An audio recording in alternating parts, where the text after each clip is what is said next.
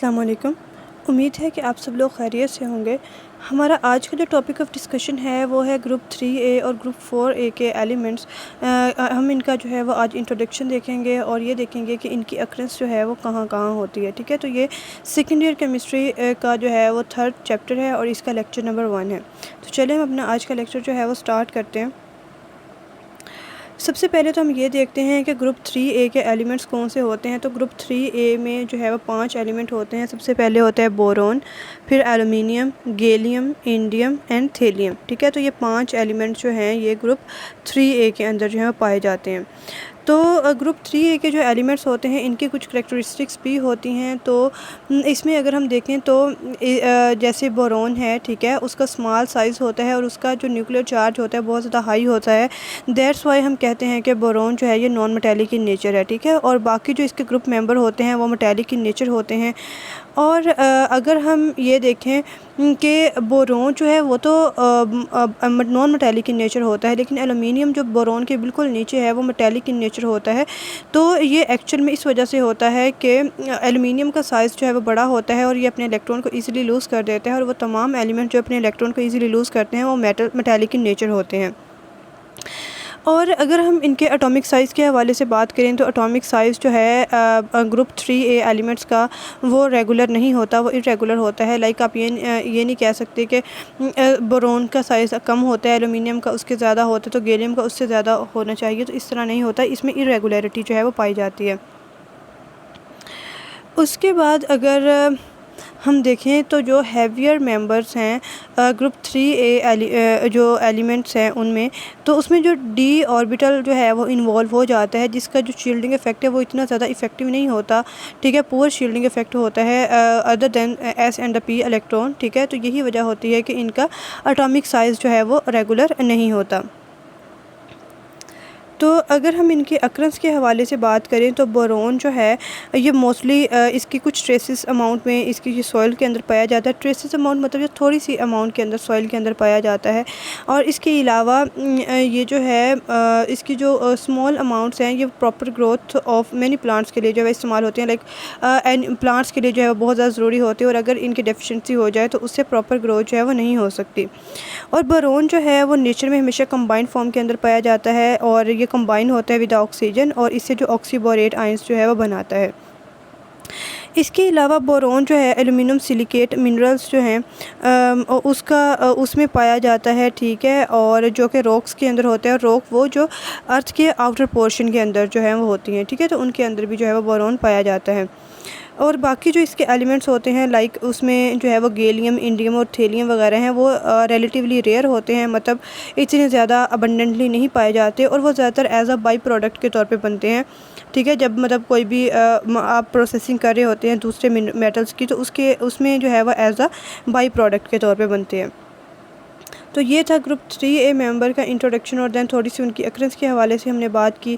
इसके बाद है ग्रुप 4A के एलिमेंट्स। ग्रुप 4A के एलिमेंट्स जो हैं उसमें 5 एलिमेंट हैं। उसमें पहला एक कार्बन, सिलिकॉन, जर्मेनियम, टिन और दैन लेड। ठीक है, तो ये उसमें जो है वो 5 एलिमेंट्स जो हैं। और अगर हम इनके प्रॉपर्टीज़ के हवाले से बात करें तो इसमें जो कार्बन और सिलिकॉन है वो नॉन मेटालिक इन नेचर हैं। ठीक है, और इसके अलावा जो कार्बन है और सिलिकॉन है, ठीक है, तो ये ना लॉन्ग चेन्स बनाते हैं अपनी, जैसे कि आप लोगों ने ऑर्गेनिक कंपाउंड्स के अंदर देखा होगा कि उसमें कार्बन की लॉन्ग चेन्स होती हैं।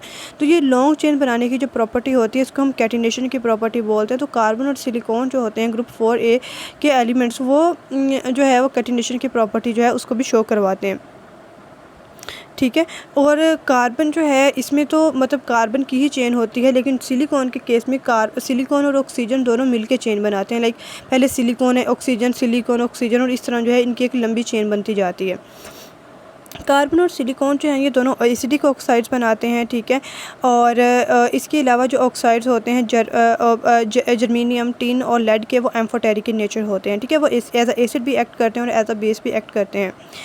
कार्बन और सिलिकॉन जो हैं ये दोनों कोवेलेंट बॉन्ड्स बनाते हैं और इनके ऑक्साइड्स जो हैं वो एसिडिक इन नेचर होते हैं, और इसके अलावा ये हाइड्राइड्स और क्लोराइड्स को भी बनाते हैं। ठीक है, मतलब इनके हाइड्राइड्स भी होते हैं और क्लोराइड्स भी होते हैं।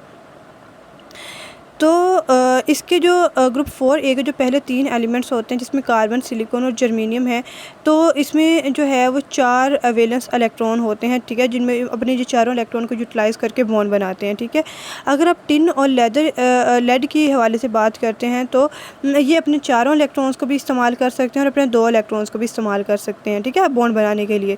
अगर ये अपने 4 इलेक्ट्रॉन को इस्तेमाल करेंगे तो फिर उन कंपाउंड्स को हम स्टेनिंग और प्लम्बिंग कंपाउंड बोलेंगे, ठीक है। और अगर ये अपने एक पेयर ऑफ इलेक्ट्रॉन को इस्तेमाल करेंगे, लाइक 2 इलेक्ट्रॉन्स को इस्तेमाल करेंगे, तो फिर हम इसको स्टेनस और प्लम्बस कंपाउंड बोलेंगे। और जो इंक्रीज़ करता है इलेक्ट्रोपॉजिटिव करैक्टर जो है कार्बन का, ठीक है, वो इंक्रीज़ करता है कार्बन से लेके देन सिलिकॉन, टिन और लेड, ठीक है। तो मतलब कार्बन से लेके नेक्स्ट जो है वो इलेक्ट्रोपॉजिटिव करैक्टर है डाउन द ग्रुप इंक्रीज़ करता है। मेटेलिक करैक्टर जो होता है एलिमेंट का वो भी इंक्रीज़ करता है जैसे जैसे जो है उसका एटॉमिक मास जो है इंक्रीज़ करता है। लाइक अगर आप डाउन द ग्रुप मूव करते हैं तो मेटेलिक करैक्टर जो है वो इंक्रीज़ होता है। जैसे हमने पहले देखा कि कार्बन और सिलिकॉन जो है वो नॉन मेटेलिक इन नेचर होते हैं, लेकिन नीचे जब हम मूव करते हैं इसी ग्रुप में तो वो एम्फोटेरिक इन नेचर हो जाते हैं, ठीक है। तो इस तरह मेटेलिक करैक्टर है वो डाउन द ग्रुप इंक्रीज़ होता है। अगर हम कार्बन की अक्रेंस के हवाले से बात करते हैं तो कार्बन जो है वो 2 स्टेट्स के अंदर पाई जाती है। एक तो वो क्रिस्टलाइन स्टेट के अंदर पाई जाती है जिसमें हमारे पास ग्रेफाइट और कार्बन और डायमंड होते हैं, ठीक है, तो ये एलोट्रॉप्स की फॉर्म में भी होती है। दूसरे नंबर पे ये इमोरिफ्स फॉर्म के अंदर भी पाई जाती है जिसमें आपके पास कोल और चारकोल वगैरह हैं, ठीक है। तो इस तरह कार्बन की जो है वो 2 शेप्स के अंदर एग्जिस्ट करती है, एक क्रिस्टलाइन शेप में और एक जो है इमोरिफ्स फॉर्म में। दूसरे नंबर पे सिलिकॉन की अगर हम बात करें तो सिलिकॉन जो है वो बहुत ज़्यादा अबंडेंट एलिमेंट होता है और इसका जो अगर हम बात करें अर्थ क्रस्ट के हवाले से तो इसका जो 25% है अर्थ क्रस्ट का वो एक्चुअल में सिलिकॉन के ऊपर ही कंसिस्ट करता है, ठीक है। और ज़्यादातर मिनरल्स जो होते हैं सल्फाइड, सल्फेट्स, फॉस्फेट और कार्बोनेट्स के अलावा, ठीक है, उन मिनरल्स के अंदर भी सिलिकॉन की हाई प्रपोर्शन पाई जाती है, मतलब ज़्यादा मिकदार जो है पाई जाती है।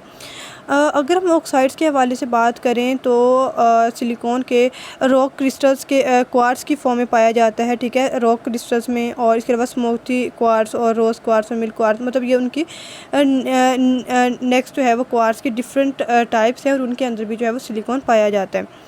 अगर हम ये बात करें सैंड जो है जैसे वो एक्चुअल में सिलिकॉन डाइऑक्साइड ही होती है, लाइक सिलिका भी आप उसको बोलते हैं, तो वो भी सिलिकॉन का ही एक आप कह लो कि कंपाउंड हो गया। और ओपल जो है वो हाइड्रेटेड वैरायटी होती है क्वार्ट्ज की, तो उसके अंदर भी सिलिकॉन पाया जाता है।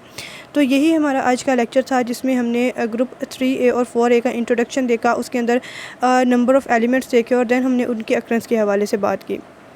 अल्लाह हाफिज़।